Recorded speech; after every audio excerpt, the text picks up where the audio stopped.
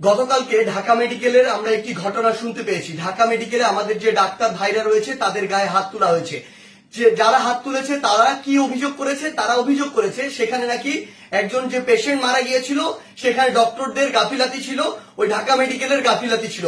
এখন প্রশ্ন হচ্ছে যে ডক্টরদের বা ঢাকা মেডিকেলের যে গাফিলাতি ছিল কিনা এটি নির্ধারণ আপনি কিভাবে করতে পারেন, কোন এক্সপার্টিজের ভিত্তিতে এটি নির্ধারণ করতে পারেন এবং এই অথরিটিটা আপনাকে কে দিয়েছে? যদি কোনো গাফিলাতি থেকে থাকে, ডক্টরের হোক, প্রশাসনের হোক, কিংবা যে কারো হোক, কিংবা কর্তৃপক্ষের হোক, অবশ্যই তার বিচার হবে।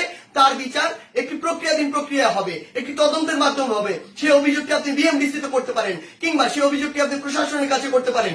কিন্তু আপনার কি অভিজ্ঞতাটুকু রয়েছে, আপনার কি দক্ষতাটুকু রয়েছে যে একজন ডক্টর তার সাথে গাফিলতি করেছে কিনা সেটি যাচাই করার?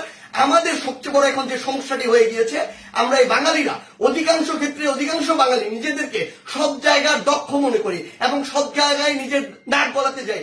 আপনি আমাকে একটি জিনিস বলুন, যে ডাক্তার 5 বছর ধরে এমবিবিএস পাস করলো, 1 বছর ইন্টার্ন করলো, এরপর বছর বছর ধরে বিভিন্ন ডিগ্রি নিল, পড়াশোনা করলো, তিনি একজন পেশেন্টকে যেভাবে ডিল করেন, তিনি পেশেন্টের ভিতরের এবং বাইরের বিষয়গুলো যেভাবে জানেন, যেভাবে ট্রিটমেন্ট করেন, আপনি কিভাবে মনে করেন আপনি সেই পড়াশোনা না করে শুধু বাইরে থেকে দেখে নিজের চোখে যা মনে হলো তা দেখে তাকে একটি নির্দিষ্ট রেজাল্ট দিয়ে দিচ্ছেন, একটি নির্দিষ্ট ব্লেম দিয়ে দিচ্ছেন?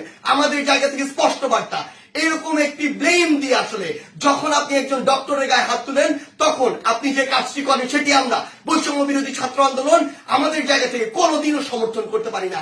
আপনাদের যদি কোনো অভিযোগ থাকে সেই অভিযোগটি আপনি জানাতে পারতেন। আমরা জানি আমাদের এই পুরো প্রসেসটিতে, এই ছাত্র জনতার অভ্যুত্থানে ডক্টররা কিভাবে ওই হসপিটালের ভিতর থেকে, ওই ইমার্জেন্সি থেকে তাদের ভূমিকাটি রেখেছে।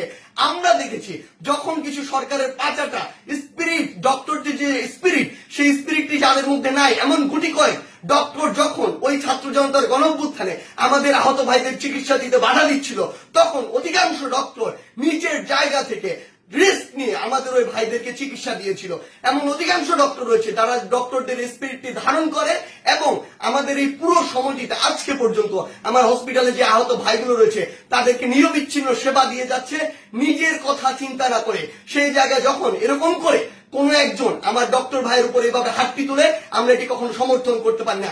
আমাদের জায়গা থেকে একদম স্পষ্ট একটি বার্তা, সেটি হচ্ছে যে আমরা প্রশাসনকে, মাননীয় স্বাস্থ্য উপদেষ্টা, ডিজি হেলথ সহ সকলকে একটি বিষয় স্পষ্ট করে বলতে চাই, আমাদের যারা মেডিকেলের ভাইরা রয়েছে, ইন্টার্ন ডক্টররা রয়েছে, কিংবা হসপিটালে যে ডক্টর ভাইরা রয়েছে, তাদের সাথে আমরা এই জায়গাটিতে একাত্মতা ঘোষণা করছি।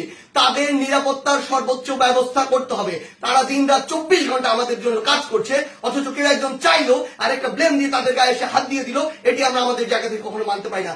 আমাদের জায়গা থেকে একটি স্পষ্ট বার্তা হচ্ছে তাদের এই নিরাপত্তার ব্যবস্থাটি করতে হবে। এবং গতকালকে ঢাকা মেডিকেলে যদি ওই পেশেন্টের মৃত্যুর জন্য কোনো কর্তৃপক্ষের হোক, ডক্টর হোক গাফিলাতি থেকে থাকে, তদন্ত সাপেক্ষে তার যেমন বিচারের আওতায় তাকে আনতে হবে।